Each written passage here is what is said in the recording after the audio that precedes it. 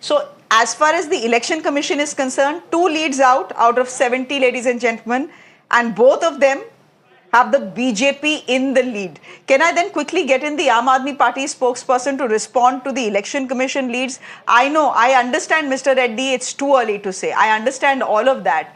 But you know, the BJP is saying and has been saying for the last 1 week that all you have been doing post-polling is bahanebazi. Somehow to try and instill it in the mind of Delhi's voter that this election has been rigged, in case you don't win. It's actually the absolute opposite. The exit polls were built to kind of build a case for the BJP. We have only been going by history and saying that as of now, if the Election Commission has declared the leads in 2, it's extremely good that they're pulling up their socks and staying with the flow. These, as you are aware, are postal leads, not even early leads, probably postal ballots, and the EVM counting has just started. So correct. Let's actually wait and see. Postal ballots have traditionally been supportive of the BJP across the country and that's true. For many years now.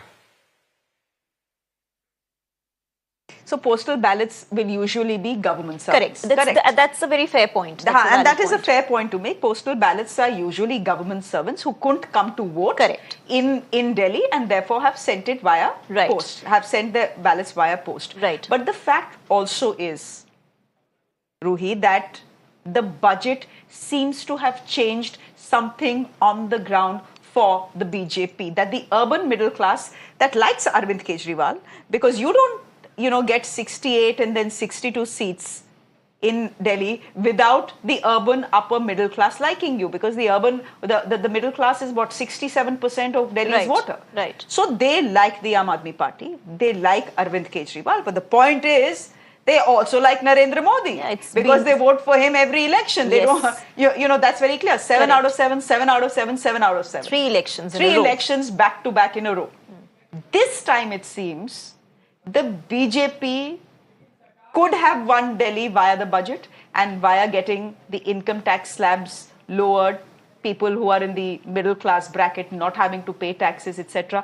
Do you think that is what may have changed the game for the BJP? Look, we don't know, but by the looks of it, I don't think that is a game changer. What I do think could have happened, or would have happened, or could have happened rather, is that it's not as if the people who were planning to vote for the Aam Aadmi Party have suddenly decided to vote for the BJP because of the budget. No. It's possible that there were people who were like, we don't want to vote, why should we go out and vote? But because the budget has benefited them, it may have motivated them to go and vote. They were anyway BJP supporters, but they have gone out to vote for the BJP actively instead of sitting at home.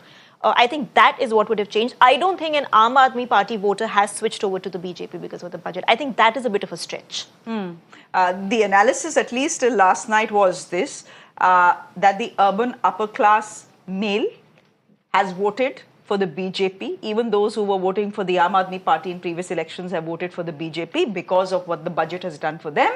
And the women are sticking to the Aam Aadmi Party. So again, Shreya, I think there are voters who voted for the Aam Aadmi Party in the last 2 elections, but this time they wanted to vote for the BJP, and I'm talking about before the budget came, because as I said, they were saying kuch kaam nahi hua hai Delhi mein, sadak nahi bani hai. Look at the state of the drainage systems, look at pollution, etc. I don't think they are voting for the BJP because of the budget. I think the budget is at best gave a bit of a push to those who were not planning to go and vote, but I don't think it switched voters from one side to the other. I think what has switched voters are the factors. But Ruhi, is there an understanding ki kaam kahan se hoga? If women are going to be getting 2100 rupees, free cylinders, doles, free travel in buses across Delhi, free bijli, free pani, when all the money is going into subsidies and giving you freebies, asking for Vikas and Kaam is also a bit too much. Is there that understanding?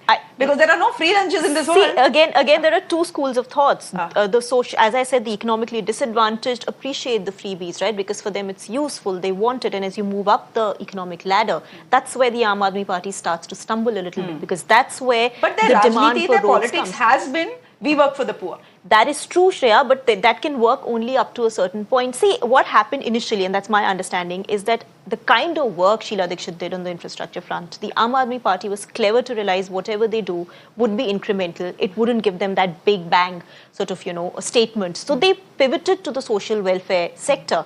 But now, after 10 years, you can see the gap. And that's when the Aam Aadmi Party needs to start thinking, needs to start pivoting again a little bit. And, it can't be either or. It has to be a combination of both. That's what the BJP does nationally, right? That's why it has won 3 elections in a row. It tries to do both Jan Kalyan as well as Vikas.